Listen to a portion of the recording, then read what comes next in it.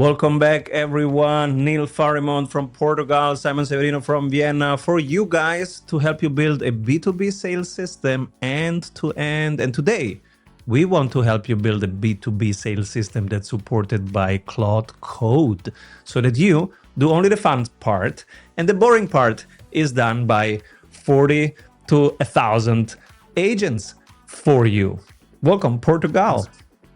Thank you. And speaking of agents, let's tell the community how many agents you've got running on your business now. You did start with one six months ago. What are you up to now? What's your magic number? Last time I checked, the five advisors, they have a name and I'm talking to them. They had spun out 43 agents.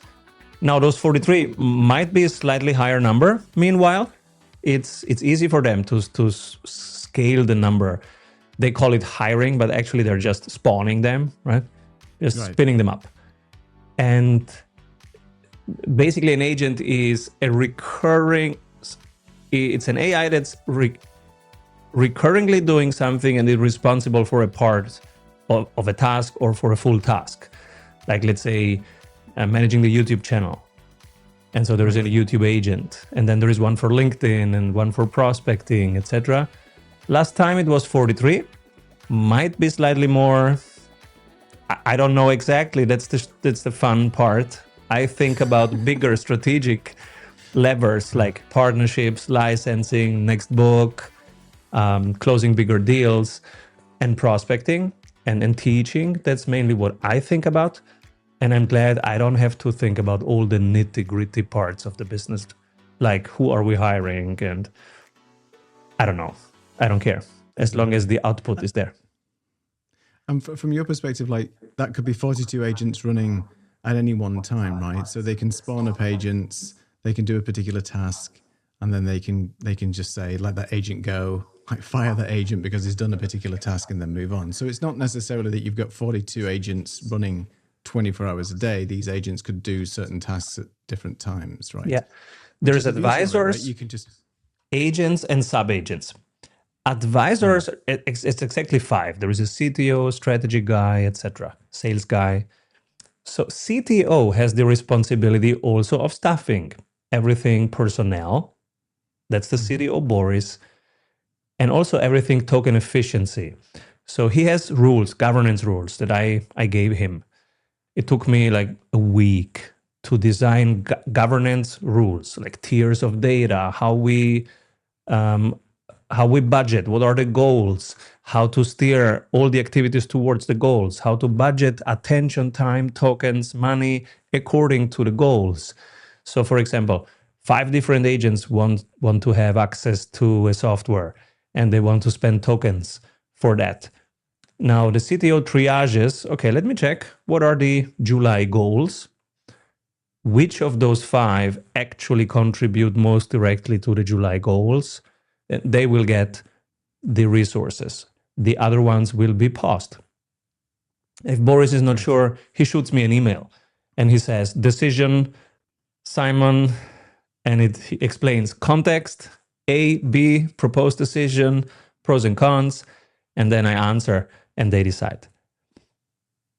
Taking a lot of the guesswork out of what you do to run a business as well. Not like having, and there's nothing wrong with real people, but real people can sort of be quite fluffy in their email and not direct. And at least with AI, you're getting straight to the point and it's just a very quick decision from your side because you don't want to spend time reading emails and having to make decisions. You want everything laid out very easily for you. Then you can just make that quick decision and then move on. That's the whole purpose, right? Yes. Save you time and not you get involved. My thing is time freedom. That's my thing. I'm almost headed to a 1-month beach vacation with my family. I don't want the nitty-gritty hunting me on the beach, right? I want to play tennis, I want to go swimming, and then with 1 or 2 hours during, my kids have siesta after lunch, 2-3 hours. That's the time where I will do a little bit of emails, a little bit of work, right? I will be teaching in the Google Academy again, so we'll prepare those. I do my weekly group coachings because I love them. Doesn't feel like work, really. I love it. Yeah. And so I will do the minimum highest leverage activities that I can do. I might start book number 3. but just with the minimum hours per day. So probably like 20 minutes a day I would be writing. Also with the help of Claude Code. It will be my editor, my critic, my publisher, basically. Structural editing and all these kind of things. My thing is time freedom, because I think we business owners, especially of small businesses, we have to protect our time more than everything else. Time and cash flow, that's what we need to focus on. Right? What's the highest leverage activity that I can do? How can I delegate the rest? What's the ideal cash flow management right now? What are the activities that bring in cash in the right amount, in the right time, so that we can pay bills each Friday or each month whenever you need to pay bills? Those are the two things that are, I think, of utmost importance. The rest, I've always been a big delegator. How can I delegate it? And AI is much better to delegate to than to people, because it's faster. And cheaper as well. I mean, and cheaper. Going from a full-time job to being a solopreneur, for want of a better term, a solo business owner, I found that you can get so involved with everything, and you don't have you think, oh, I'm just going to do my own business. It's good. I'm going to have a lot more time because I'm not constrained with the 9 to 5.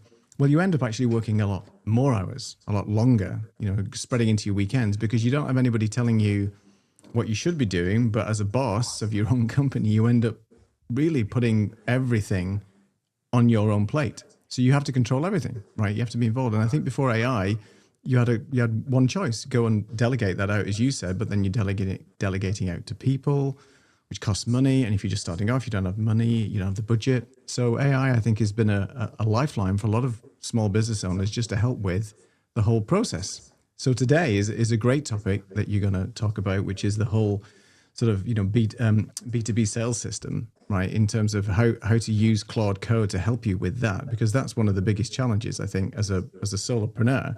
You've got to be sales, you've got to be marketing, you've got to be delivering, you've got to be all these things. So if you can hand something off as complex as sales to the likes of Claude or one of your AIs and build a system that works for you, then that is going to help everybody massively. So I'm curious of how you did that and where you started, because obviously your whole thing is time freedom and building everything within sprints. So you have a workflow, you have a process. So where do you start? Where should somebody start now? Is that at that point where I've got some AI and I want to start looking at how I can generate B2B sales, and I want to incorporate AI into doing that?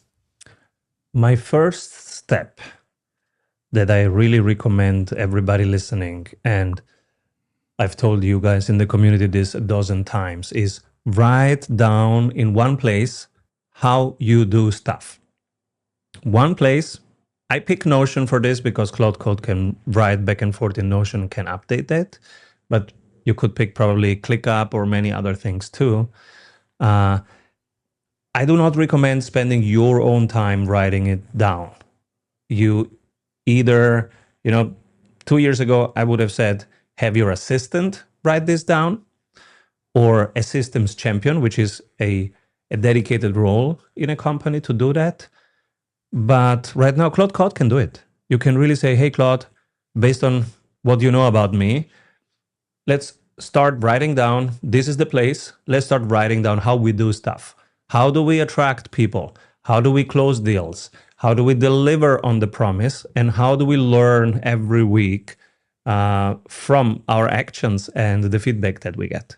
That's it. These are the 4 parts of a business. Call them marketing, sales, operations, and leadership, or call them nearer to your actions and to your world. It's how do I attract, close, deliver, and compound. Compound knowledge, compound assets based on the feedback that we get from our clients. Because problem number 1 is teams reinvent the wheel with every new client. There's no reason to do that. I mean, maybe in the first few weeks of you being in the market, okay. But most people listening, they are already a few years in. They know their people. They know what their people need. They know where they say, wow, thank you, this was awesome. do more of that and start writing that down. And then we start slicing it up. How do we talk to new people? Attract. Like, do we put stuff on YouTube or on LinkedIn or just via email? How do we close? What happens when they get on our first call, second call? How many calls do we usually offer? For us, it's 2 calls. Discovery call, demo call. If they don't close in demo call, follow up in 90 days. Deliver. How do we onboard them? Week 0, day 1, day 2, day 3. What's the onboarding process? If you don't have one, start writing it down. You probably have one in your head. If I interview you, if I ask you, Neil, what do you do the first day when somebody starts working? You probably have a process. It's just maybe not written out. It's maybe in your head. So write it down, or have Claude Code write it down. And since Claude, this is why I say pick one LLM. I recommend Claude Code and live with it every single day. Don't have multiple accounts, multiple subscriptions, because you want one of them to know you really, really well. That's the point. You want full immersion. Yeah, that is definitely key. The context, right? If they don't, because if you spread yourself all over the place, then you spend a lot of time just reiterating what you do as a business to these LLMs, and it just loses context. And the test is, if it knows you or not, if it has enough context, the test is tell it to write down how you attract people, close, deliver, and compound. Tell it. And then you will see from 1 to 10 how great is the quality of the outcome. And if it's low, stop having 4 subscriptions to everything, pick one, go deeper until it really, really knows you, because it's living with you, it's working with you all the time. That's the point. I think the key that you tell us in the 200K Club and when we talk to you is iteration. So every day is different. Every time you interact with somebody, there's some differences there. So it's always good to go back to Claude and say, this is what I did this time. This, and make it understand what you do as an individual and how it can learn from that as well. And you had a good point where, if you don't have this process written down, and you're not 100% sure of whether that's a good process or not, then whatever you have, you can talk to Claude about it and ask from a marketing perspective, how would you do this better, right? Yes, so this is now step 2.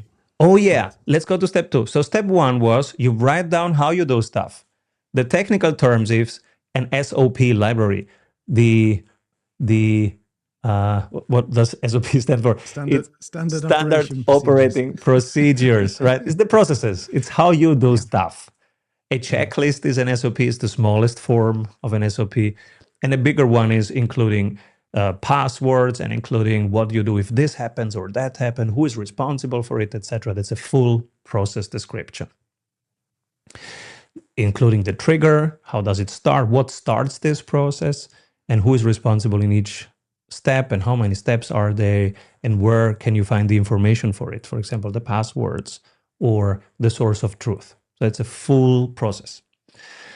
Now, step 2, you have this now in place, and if you have this in place, including the Monday strategy meeting and the Friday learnings meeting, this is what many teams skip, because they think it's so simple, I don't need it. Well, it's so simple, that's why you need it. So if you have this in place, now the magic starts. My favorite thing to ask is, I give it just this, the compounding firm URL, and then I say, you are the CEO now. This is all you got in terms of information. Nothing else. This is what you got. What would you improve? And sometimes I'm asking, how will you increase revenues by 25% before December?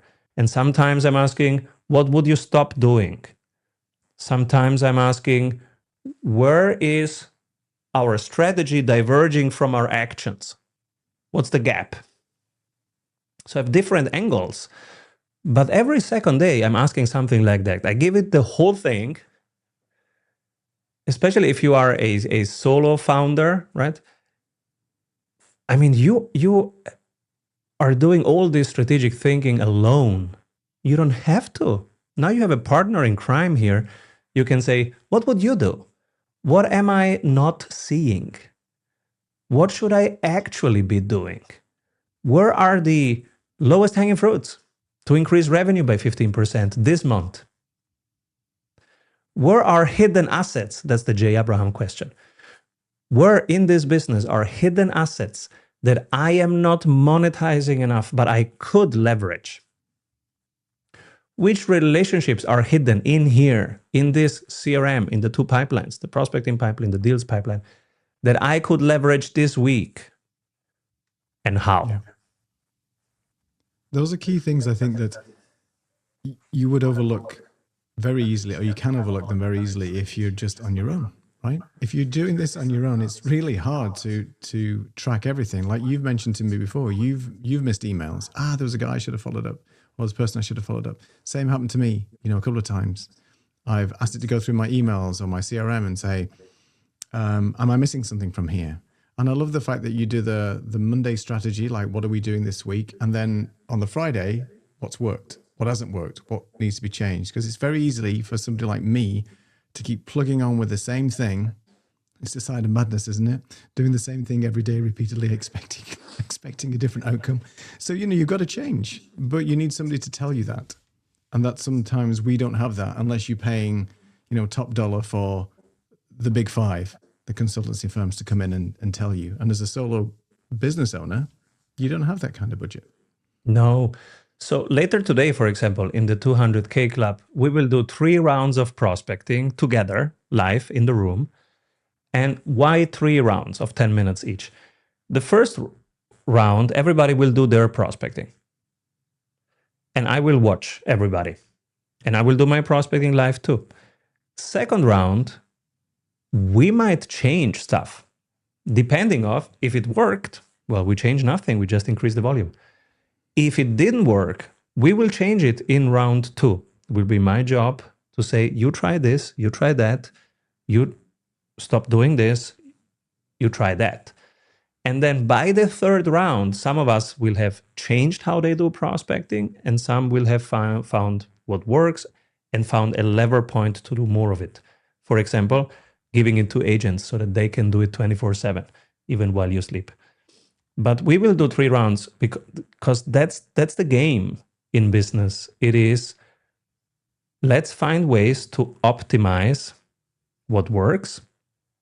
And sometimes if it doesn't work, then let's do A/B tests. Let's do experiments until it works. Those are the 2 things. You have something that works, you optimize it, you scale it. You don't have it, you run experiments until you hit it. And I think that's a scary place as well for a lot of people, where they feel it's difficult to change as well, because there's always this what if. Well, what's the worst that can happen?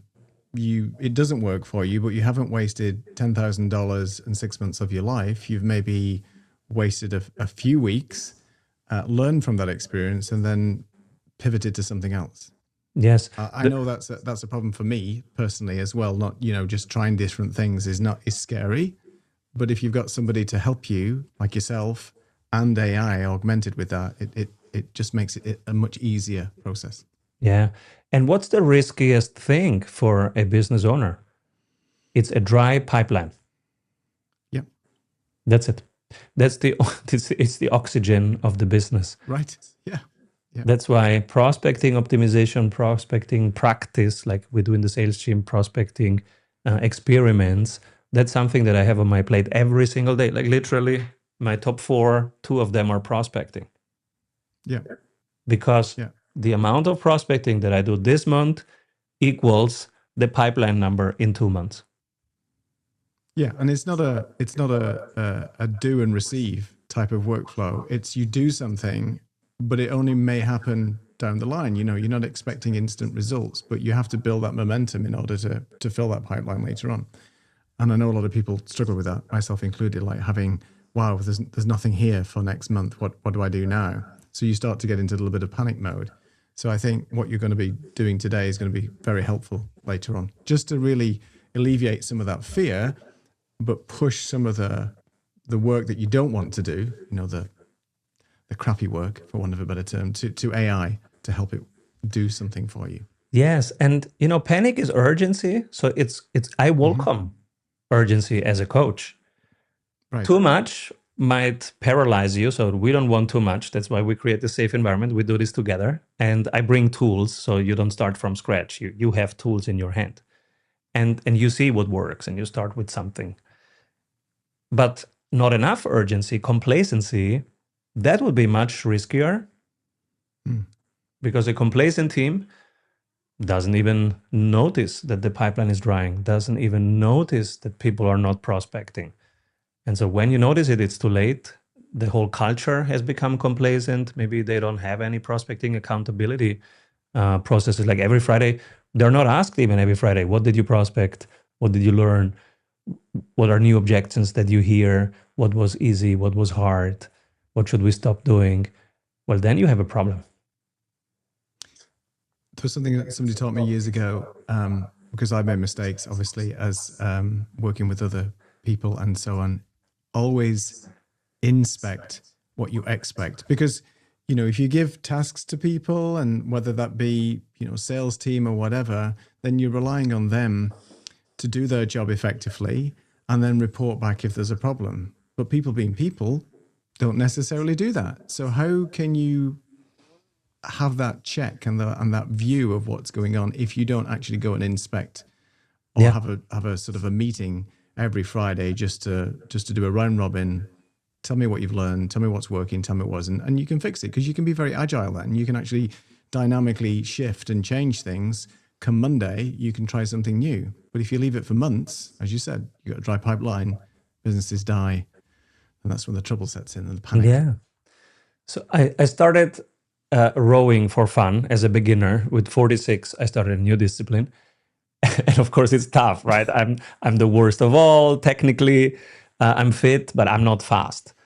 And so I'm trying to become faster. And I'm training technique on some days. I'm training speed on other days. I'm training weights and strength on other days. VO2 max on another day. And today, I went into the gym, even if the weather was good, but I went alone inside in the gym to test my 2K, to test my performance on 2,000 meters. Loud music, all out rowing for 2,000 meters, and then making a picture for my coach of the splits and of the performance. This time I was 12 seconds faster than the last time, so I was happy. Oh, wow. I was proud afterwards. It felt like dying during it. Like literally, it felt like I have to survive. It's just 10 more, just 10 more. I told myself 15 times, just 10 more strokes, Simon. 10, 9, 8. And because you just try to survive like the next immediate thing and not to pass out. So I did it, and afterwards I was proud. Now, why would I do it? I could just go on the water and have a nice day on the water. But I want to do this every 8 weeks because I created urgency in that moment, because it's very similar to the race day itself. Race day, it's either 1,000 meters or 2,000 meters or 16,000 meters. So I basically created the simulation of a 2,000 meters race day. Why? To create that mild panic now, so that it's not an actual panic later, because it's relatively safe. If I had a terrible result, I would just have not told anybody and redone it next week. That was my lifeline. I said, oh, if it's terrible, I just don't tell anybody. It just was a training. Just mark it down to a training day. Yeah. So I want a slight panic now, because it helps me with reality check. Okay, yeah, maybe you feel fitter. Maybe you feel that you're eating the right things, sleeping enough, training the right way. But you will know when you measure. You don't know before. Same thing with the pipeline. Maybe you feel like you're getting a ton of referrals. Yeah, but you see them in the pipeline. Is it 3 referrals per week? Or is it 5? Or is it 9? How many discovery calls are getting booked each week, inbound? Is it 2? Is it 5? Is it 15? Big difference. How many conversations are you able to generate outbound to people who don't know you? Is it 1 per day, 2 per day, 0, 5? Big difference. Yeah. No, it is. That's interesting. I like that though, that you just set yourself these little goals where it's this sense of panic a little bit, which does it. Panic is a motivator though, isn't it? Because as you said, if everybody's complacent, then there's no motivation. The motivation should be: have I got X amount of deals ready for next month in my pipeline? So when you're away now in August, you've obviously been doing a lot of planning, ready for September, where you come back in September and then there's a pipeline there ready to go. Not that you stop anyway completely, because AI is running your business. So what's the sort of the next step then in terms of helping people generate sales or B2B sales with Claude Code? What's the next steps? We've got the panic, we've got the system.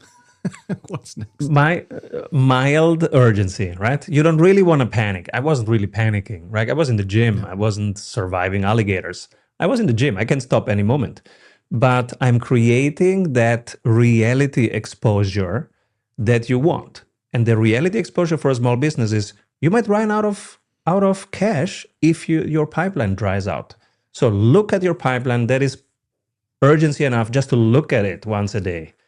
Look at the pipeline number, what's the consolidated number, and look at what's in the middle of the pipeline, who can you move forward. That creates enough adrenaline, and with the right setting, like your peers, a coach, a sales gym, tools, etc., it's a mild urgency that propels you forward, and you prioritize that more and you practice it more. Without it, it might lead to paralysis. It is so overwhelming that you just avoid it completely and you just post on LinkedIn and just do marketing, because marketing always feels great, but it doesn't do anything. So do not compare apples to bananas in this case, because marketing does not fill your pipeline.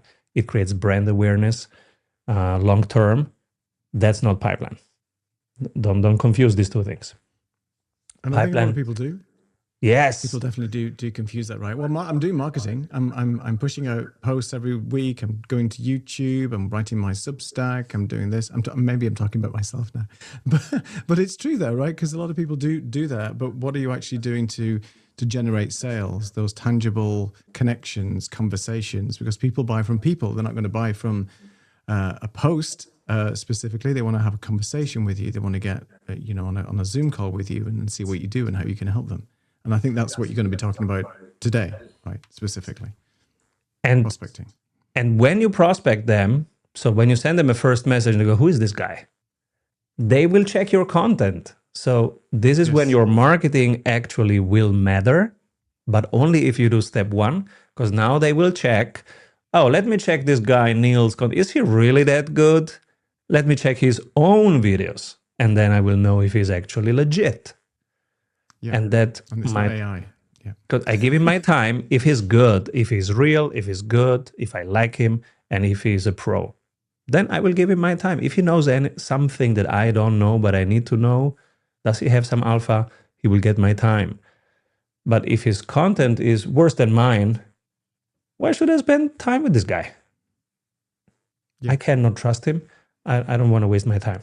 So this is why marketing has a place, but it will never be able to contribute to your pipeline if you don't do step one first, which is exposing yourself to starting conversations to new people that then go to your marketing pieces to double check if you're a pro or if you are playing around. That's basically why marketing matters. Makes sense. So is there any other tips for using AI within this process? So you've talked about, knowing about your business, doing a Monday and Friday check-in. What would be next on the list to be able to help with B2B sales? The cool thing is now each of these you can start giving to your AI collaborators. And in the beginning, they will be very clumsy. So you have just hired bad employees. Let's be honest. First week, you have hired maybe 5 bad employees or 10 bad employees. And some people say this is a critique to AI. Oh, I'm not getting a return. I've just hired bad employees. Well, I would say congrats on hiring bad employees first, because, I mean, when you started in your first job and you were employee for the first day, were you a stellar performer? I've been a bad employee for years, and I had patient leaders guiding me, training me, giving me feedback, giving me harsh feedback before I got really, really productive in the right way. And I got productive in the wrong direction multiple times. I remember my superiors telling me, Simon, hey, you're putting in all these miles and you're kind of over delivering on some metrics, but it's the wrong metrics, dude. Right, you're missing the point. Can you stop for a second and think about the direction before you put in the speed? So they were teaching me how to work and what is more important. We need to do the same thing with our AI collaborators. They're just starting out. They're young and they're beginning to work with us. So yes. I think there is a misconception that you've said many times, is that people think, okay, so AI is this super smart, intelligent, it knows everything. And it knows a lot of things that it's been trained on and learned from everybody else. It does know everything. You keep stressing. No. Yeah. It's a probabilistic machine. Yes. It knows the probability of the next word in a sentence. That's it. Right. Yes. That's it. And what's the probability of the next word in this sentence? Is it 90%, 75%? That's what it's good at. That's it. Yeah. But you can point this computational skill, you can point it to your context, and now it can say what's best to do next based on your context. But it doesn't know it. It doesn't know. It doesn't really know anything that you don't know. It's just it can compute faster on the same context, and it can ingest more context.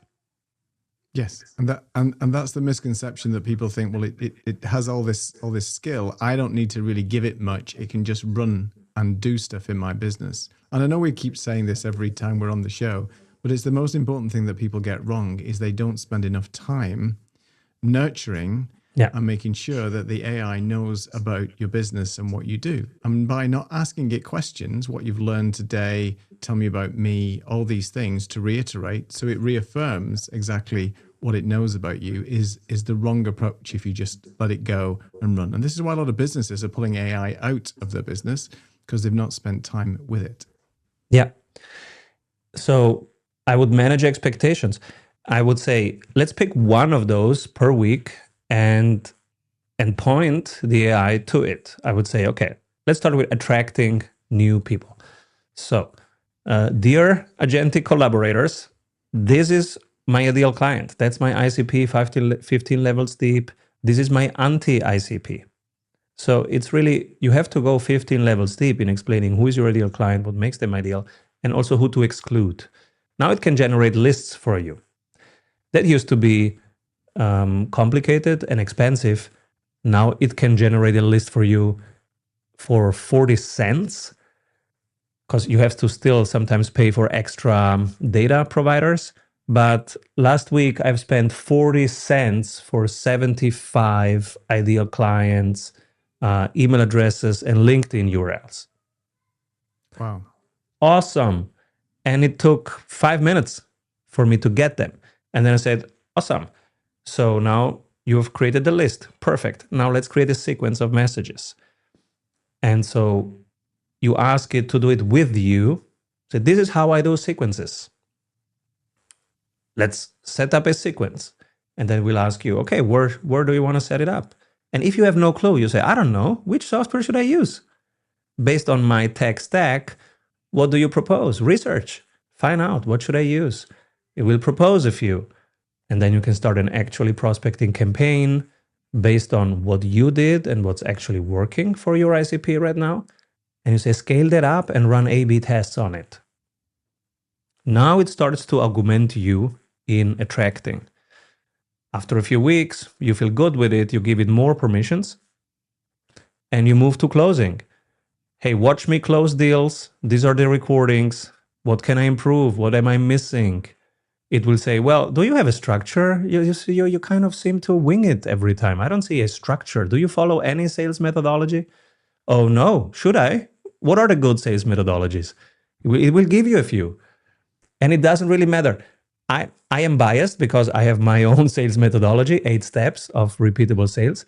But really, whatever methodology you pick, your business will get better if you just stick to it. If you just pick one and apply it every day and have your AI give you feedback on it, you will get better. You will get better. Definitely. And our methodology is now a plugin in Claude Code.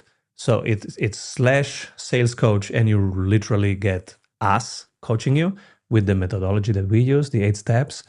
So that's the closing part. And now you have really, really systemized the closing part. Same thing, you do a week later with delivery, and then a week later with compounding. You are moving forward fast. And having used your sales coach Claude Code skill, it is truly fantastic on what it finds and how how I've not been doing things right. So from my perspective, it's been really good at sort of honing in on things and just changing your behavior, because that's all it is. It's just a pattern of behavior, and then you come away defeated. A lot of the time, you've had these calls, you've had these interactions, and you haven't closed a deal. And one of the things it taught me was never ever close a call without setting a next follow-up call or setting a date. Don't say, I'll send you a link. We'll talk in a couple of weeks. No, nail them down. Exactly, nail them down, right? That cash register. Because if you don't, then they'll just go and do their own thing. That's a hard rule in sales. Otherwise, you will be chasing them for the next meeting. You never want to be in the energy of chasing. So in our method, you're more like the hot girl in a club. You don't chase. You let them ask. You let them send a drink, and then we talk. There you go. That's the energy. You don't chase. The energy is you never chase, because a pro doesn't chase. Does Apple chase you to buy a MacBook? No. That's the point. Not a chance. Why? Because it's good, and they know it, because they did their best, right? They are doing their best to make it really good, and they know people are coming. Yeah. That's the energy in the 8 steps. So when I see young people selling, they always try to pitch hard. And as soon as you pitch, you are defending. As soon as you're defending, you're losing that Apple position. Apple doesn't defend itself against Microsoft. They never talk about Microsoft. They never think about Microsoft. They do their work. They do it at the best of their ability in that moment. And then they build churches where you can go and get it. That's it. Instead of stores, they build churches. So what you're saying is go into every sales call believing that you're the hottest girl in the club, and it will be much easier that way. There you go. Kind of. So prepare so well that you don't have to chase, you don't have to pitch. You are open to actually listen. And because you are the expert, you can guide them through their decision-making processes independently of what the decision is. They will feel this in the discovery call, and they will go, holy shit, I want more time with you. I learned a lot, I felt safe, and I felt that you did this hundreds of times more than me. And I feel that you have a process that you're following. Remember, you picked one, whatever it is, but they feel safe because they feel that you have step 1, 2, 3, 4. And now they need safety. The buyer needs safety because their decision is they have something on the line: budget, time, results, cash flow. So you have to create a safe condition, and that's what the 8 steps create. And then you have to be really, really listening and really present. If you are trying to impress them, you're not listening. You're thinking about, what will I say next in order to look great or to sound smart? Well, if you are rehearsing your next question, you are not listening. That's why we prepare in advance. For each of the 8 steps, we have 2, 3, 4 powerful questions prepared in the sales gym. We train in the gym. We don't train on stage. Yeah. That's a very key point, actually, because because preparation is the key thing. And as you said, all the clients that you speak to, you want them to feel one, valued. They want you to feel listened to, and you want to be able to go into that call without it being ever a sales pitch. It's a conversation, and you want them to feel, empowered by the end of it. But as you mentioned, there are things that you do need to prepare for and make sure that you don't get the same things wrong every time. And what I've learned as well from your sales coach is, it can apply to anything. An email correspondence that you may have not sort of pitched right, for want of a better term. You may not have laid out the ground rules effectively in that email.